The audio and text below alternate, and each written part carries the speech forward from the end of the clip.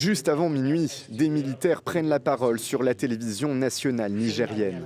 Ce jour, 26 juillet 2023, nous, forces de défense et de sécurité, réunis au sein du Conseil national pour la sauvegarde de la patrie, CNSP, avons décidé de mettre fin au régime que vous connaissez.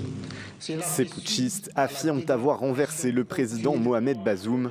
Le CNSP annonce la fermeture des frontières du Niger et l'instauration, jusqu'à nouvel ordre, d'un couvre-feu national de 22 h à 5 h, heure locale. Mercredi, le Niger a basculé dans l'incertitude. Par centaines, des manifestants sont descendus dans les rues de la capitale Niamey pour apporter leur soutien à Mohamed Bazoum.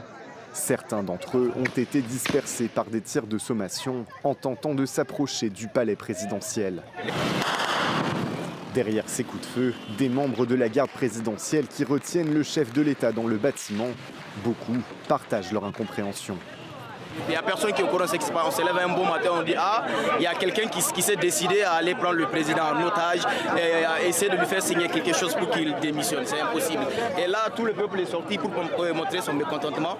Dans les rangs de la CEDEAO, on dénonce une tentative de putsch. L'organisation africaine a proposé sa médiation. Dans l'Union européenne, comme à l'ONU et aux États-Unis, les condamnations sont unanimes. Je me suis entretenu avec le président Bazoum et je lui ai dit clairement que les États-Unis le soutenaient en tant que président démocratiquement élu du Niger. Nous demandons sa libération immédiate. Nous condamnons toute tentative de prise de pouvoir par la force. Le Niger, partenaire privilégié de la France au Sahel, a une histoire jalonnée de coups d'État. Les deux derniers putschs avortés datent de 2021 et 2022.